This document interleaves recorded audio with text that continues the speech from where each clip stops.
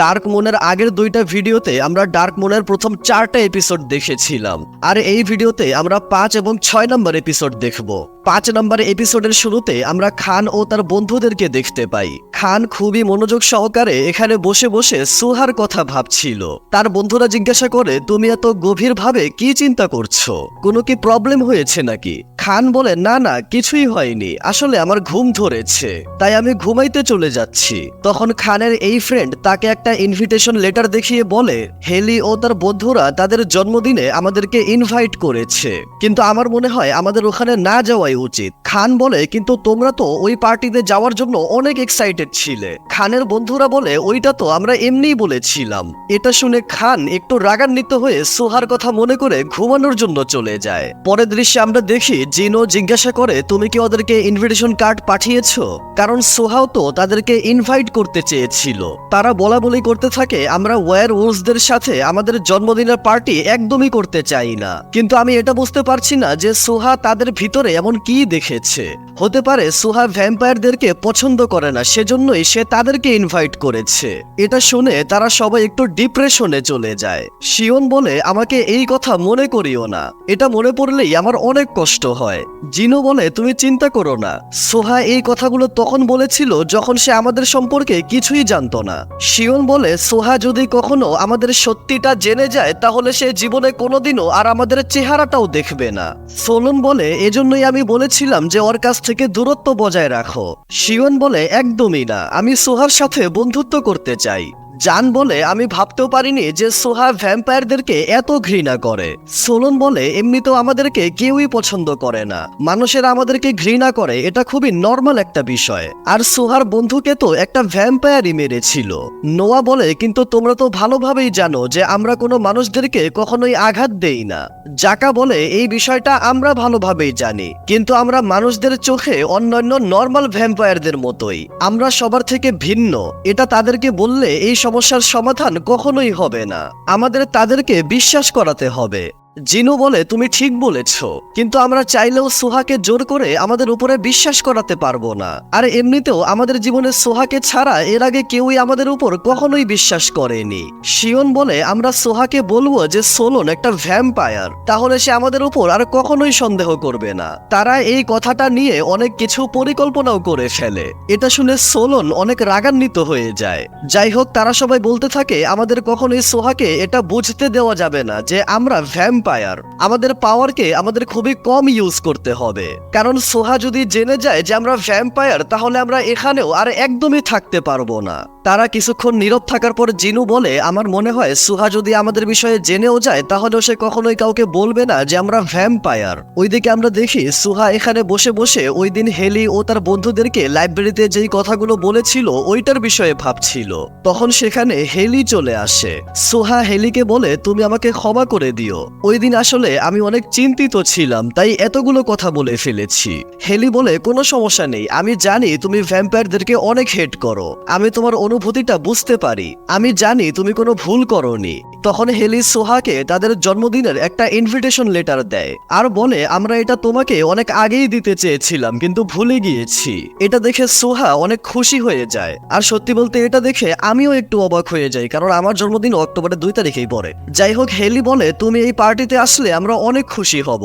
সোহা বলে, আমি অবশ্যই আসব, কিন্তু 2 তারিখে কার জন্মদিন? হেলি বলে, 2 তারিখে আমাদের সবার জন্মদিন, আসলে আমরা কেউই আমাদের আসল জন্মদিন কয় তারিখে সেটা জানি না।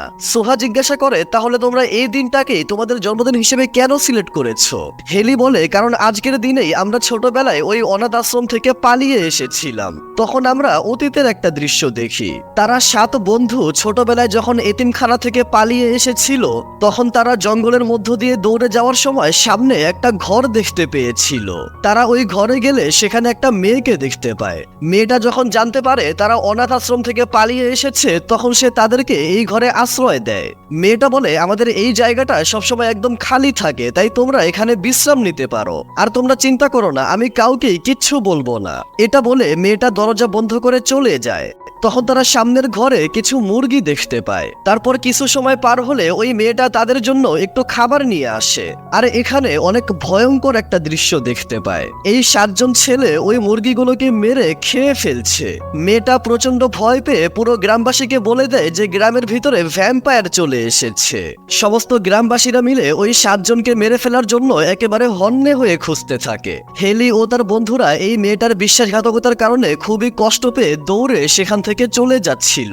তখন তাদের সামনে চশমা পরা একজন বৃদ্ধ মহিলা চলে আসে আর বলে, আমার মানা করা সত্ত্বেও তোমরা বাহিরে কেন এসেছো? বাহিরে অনেক বিপদ রয়েছে, এখনই আমার সাথে আবারও ফিরে চলো। এখান থেকে দৃশ্য বর্তমানে চলে আসে। সোলন বলে, আমরা শুধু একে অপরের উপরেই ভরসা করতে পারি, এছাড়া আর কাউকে না। ওইদিকে আমরা দেখি হেলি সোহাকে জিজ্ঞাসা করে, তুমি আমাকে বলেছিলে যে তোমার একজন বন্ধুকে একটা ভ্যাম্পায়ার মেরে ফেলেছিল, সে কি তোমার অনেক কাছের একজন বন্ধু ছিল? সোহা বলে, হ্যাঁ, তুমি তো জানোই যে আমার কাছে একটা অদ্ভুত শক্তি রয়েছে। ছোটবেলায় আমার এই শক্তির জন্য মানুষের আমাকে ভ্যাম্পায়ার মনে করত, আর এজন্যই আমি সবসময় একা একাই থাকতাম। আমার মা বাবা আমাকে এই শক্তিটা ব্যবহার করতে নিষেধ করেছিল, কিন্তু আমার ছোটবেলার বন্ধু ক্রিস, একমাত্র সেই আমাকে সবসময় বোঝার চেষ্টা করত। কিন্তু একদিন রাতে ক্রিস যেই বাড়িতে থাকতো ওই বাড়িতে ভয়ানক লেভেলের আগুন লেগে যায়। আমি ওই সময় যে কোনো ভাবেই ক্রিসকে বাঁচাইতে চেয়েছিলাম। আর আমি যখন ওই জ্বলন্ত বাড়ির ভিতরে প্রবেশ করেছিলাম তখন আমার মনে পড়ছিল যে এখানে যদি আমি আমার পাওয়ার ব্যবহার করি তাহলে মানুষেরা আমাকে নিয়ে অনেক উল্টাপাল্টা কথা বলবে, কিন্তু তখন কে কি ভাববে আমি এই চিন্তাটা একেবারেই মাথা থেকে বের করে দেই আর আমার শক্তির মাধ্যমে ক্রিসকে বাঁচিয়ে নেই। তখন আমার এরকম মনে হচ্ছিল যে আমি এই শক্তিটা শুধুমাত্র ক্রিসকে বাঁচানোর জন্যই পেয়েছি। তখন ক্রিস আমাকে বলেছিল, আমি জানতাম যে যত যাই হয়ে যাক না কেন তুমি আমাকে বাঁচাতে অবশ্যই আসবে। ক্রিস আমার অনেক ভালো একজন বন্ধু ছিল, ওর মতো বন্ধু খুঁজে পাওয়াটা অনেকটা কঠিন। তুমি কি জানো ক্রিস আমাকে একবার তার ঘাড়ে কামড় মারতে বলেছিল, কারণ সে বিশ্বাস করত যে আমি কোনো ভ্যাম্পায়ার নই। ওই সময় আমি নিজেকেও ভরসা করতে পারতাম না, কিন্তু ক্রিস আমাকে সম্পূর্ণ ভরসা করত। আর আমার ছোটবেলার এই ভালোবাসার বন্ধুকে একটা ভ্যাম্পায়ার মেরে ফেলেছে, তাই আমি ভ্যাম্পায়ারদেরকে কখনোই পছন্দ করতে পারি না। তখন হেলি বলে, তুমি একটা কাজ করো, তুমি তোমার দাঁত দিয়ে আমার ঘাড়ে একটা কামড় মারো। তুমি এটা কি বলছো? এটা কখনোই সম্ভব না। মানে আমি তোমাকে ঘৃণা করি না, কিন্তু আমরা এখন আর বাচ্চা নই, আমরা এখন বড় হয়ে গিয়েছি। হেলি বলে, তুমি এত ভেবো না, তুমি সোজা অ্যাকশন নিয়ে নাও। এটা বলে সে তার শার্টের বোতাম খুলে ফেলে। সোহা অনেক লজ্জা পেয়ে বলে, এটা কখনোই সম্ভব না, এটা একটু বেশি হয়ে যাচ্ছে। এটা শুনে হেলি শার্টের বোতাম লাগিয়ে দেয় আর বলে, তুমি যাই বলো না কেন আমি নিজের থেকেও বেশি তোমাকে ভরসা করি। তখন সোহা আমতা আমতা করে বলে, কিন্তু তুমি কি এই কাজটা করবে? মানে তুমি কি আমার ঘাড়ে কামড় মারবে? এটা শুনে হেলি একটু অন্যরকম একটা রিয়াকশন দেয়, কারণ সোহা না জানলেও আমরা তো জানি যে হেলি আসলে একটা ভ্যাম্পায়ার। সে যদি সোহার ঘাড়ে কামড় মারে তাহলে সোহার অনেক ক্ষতি হতে পারে। যাই হোক, তখন সোহা বলে, দেখেছো, তোমারও এই বিষয়টা একটু লজ্জাজনক বিষয় মনে হচ্ছে, তাই না? হেলি বলে, হ্যাঁ হ্যাঁ, আমি বুঝে গিয়েছি। সোহা একটু মুচকি হেসে বলে, তুমি জানো এই স্কুলে আমার আসার আরো একটা কারণ রয়েছে, সেটা হলো এখানকার লাইব্রেরি। এখানকার লাইব্রেরিতে অনেক পুরাতন পুরাতন বই রয়েছে, তাই আমি ভাবছি আমি এই বইগুলো পড়ে ভ্যাম্পায়ারদের দুর্বলতা খুঁজে বের করব। কিন্তু ওই দিন প্লাজাতে কিছু ভ্যাম্পায়ার যখন আমার চোখের সামনে চলে এসেছিল তখন আমি জীবনে প্রথম এরকম ভ্যাম্পায়ারদেরকে সচক্ষে দেখে একদম একটু বেশি ভয় পেয়ে গিয়েছিলাম। আমার শরীর একেবারে ফ্রিজ হয়ে গিয়েছিল। কিন্তু এই ঘটনার পরে আমি একটা জিনিস আরো ভালোভাবে রিয়েলাইজ করেছি, সেটা হলো ভ্যাম্পায়ার্সরা আসলে পুরো একটা মনস্টারের মতো। হেলি বলে, আচ্ছা আমি বুঝতে পেরেছি, এখন আমার চলে যাওয়া উচিত। সুহা বলে, এই আমন্ত্রণের জন্য তোমাকে অসংখ্য ধন্যবাদ। হেলি বলে, তুমি আমাদের পার্টিতে আসলে আমরা অনেক খুশি হব। তখন হেলি সেখান থেকে চলে আসে। দৃশ্য পরিবর্তন হলে আমরা দেখি খান ও তার বন্ধুরা ভিডিও কলের মাধ্যমে তাদের আরো 3 জন ফ্রেন্ডের সাথে কথা বলছিল।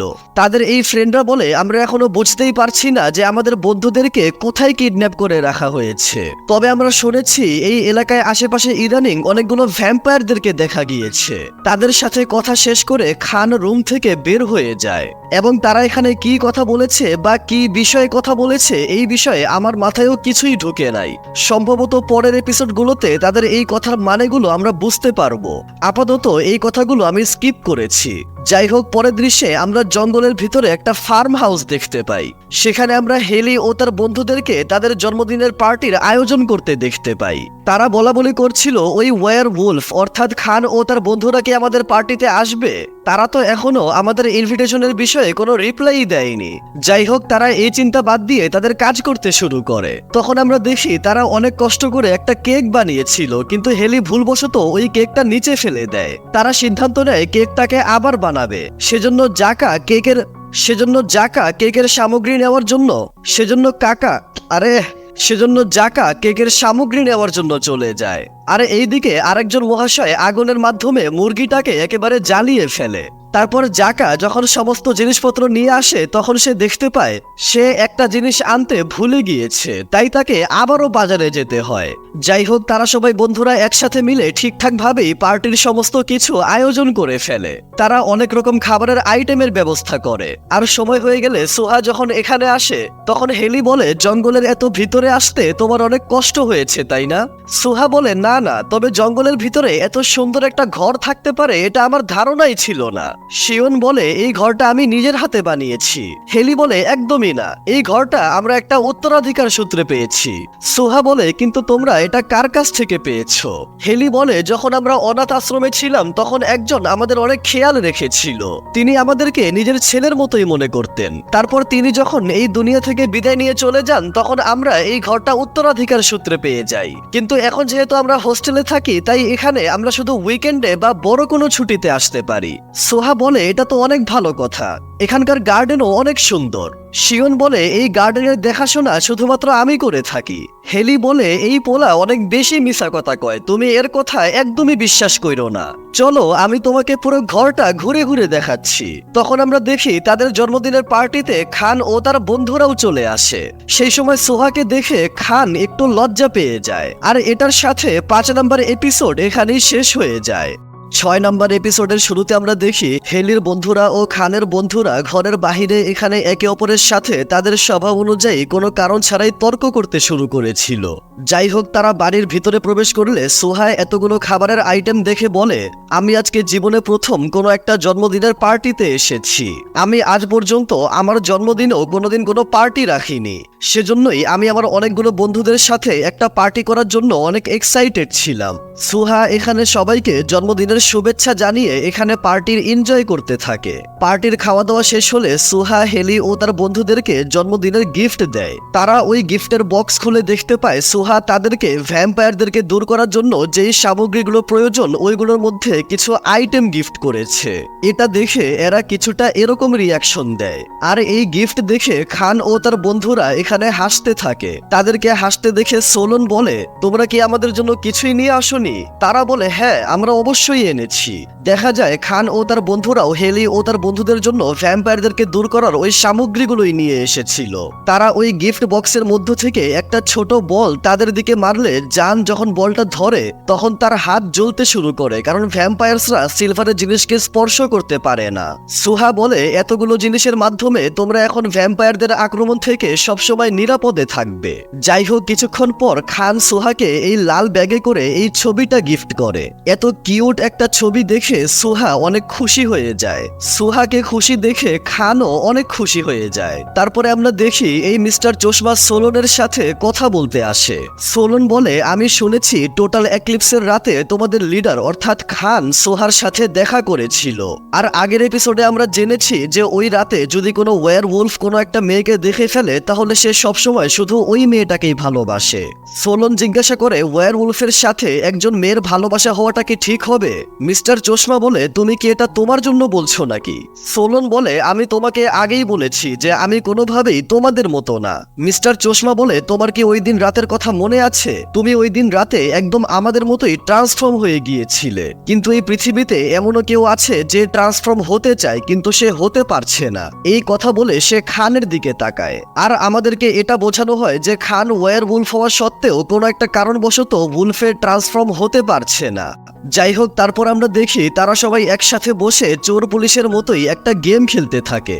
গেম খেলা শেষ করে তারা একসাথে কেক কাটিং করে খাওয়া দাওয়া করে ফেলে। আর এভাবেই সন্ধ্যা হয়ে গেলে চলে যাওয়ার সময় সুহা জিজ্ঞাসা করে, তোমরা কি রাতে এখানেই থাকবে নাকি? হেলি বলে, আসলে আমাদের এই বাড়িটাকে পরিষ্কার করতে হবে, তাই আমরা আজকে রাতে এখানেই থাকবো।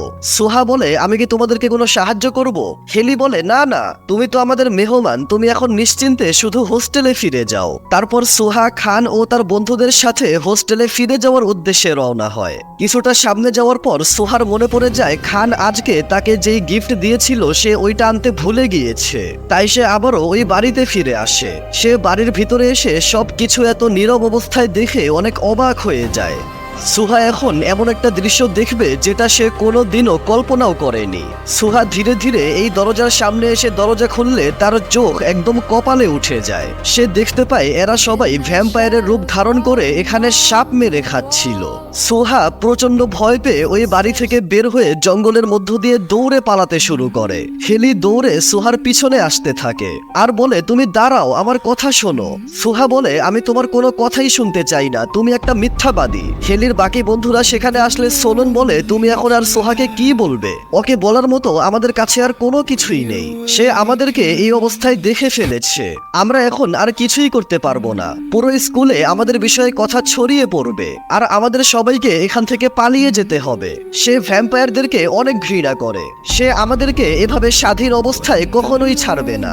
বাকি সবাই বলে, আমাদের সোহাকে ভালোভাবে বোঝানো উচিত। হেলি, তুমি ওর সাথে টেলিপ্যাথির মাধ্যমে যোগাযোগ করো। হেলি বলে, আমি এইমাত্রই তার সাথে যোগাযোগ করেছি, কিন্তু সে আমার কোনো কথাই শুনতে চাইছে না, সে আমাকে একটা মিথ্যাবাদী বলছে। তখন জাকা তার পাওয়ার দিয়ে সোহা এখন এই জঙ্গলে কোথায় রয়েছে সেটা খুঁজে বের করে। তখন সে অনুভব করে সোহার আশেপাশে ভ্যাম্পায়ারদের পুরো একটা গ্রুপ রয়েছে।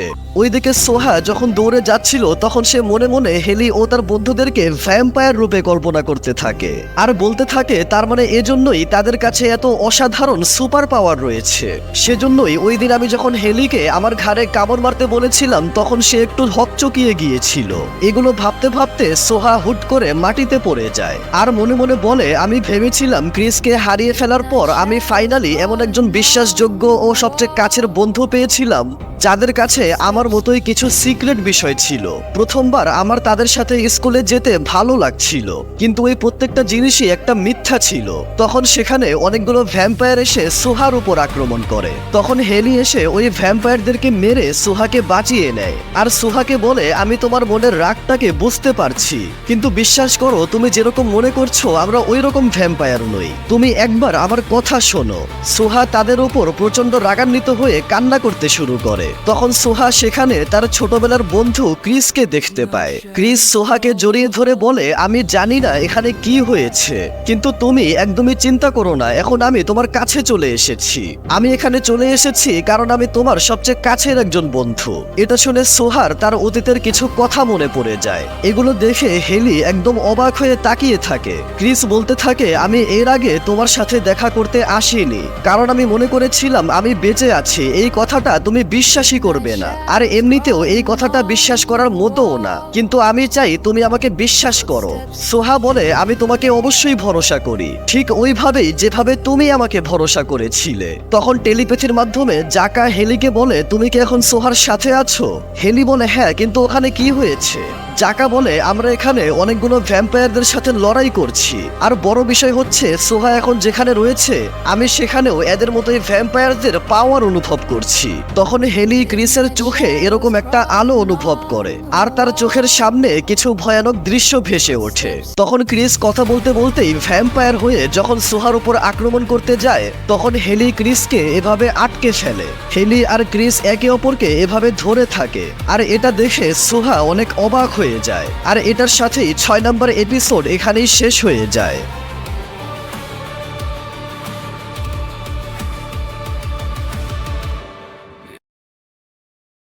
তো এর পরের এপিসোডে আমরা হেলি ও তার বন্ধুদের সাথে ক্রিসের অনেক ভয়ানক লেভেলের একটা ফাইট দেখতে পাবো। তবে পরের এপিসোড আসতে অনেকটা সময় লাগতে পারে, কারণ 6 নম্বর এপিসোডের পরে ডার্ক মুনের আর একটা এপিসোডও এখনো রিলিজ হয়নি। আর মূলত এই কারণেই ডার্ক মুনের এই ভিডিওটা এতদিন পরে এসেছে। যাই হোক, এর পরের এপিসোডে তাদের ওই ফাইট দেখতে আশা করি অনেক মজা হবে। সো তাহলে এখনকার মতো বিদায়, দেখা হবে নেক্সট ভিডিওতে।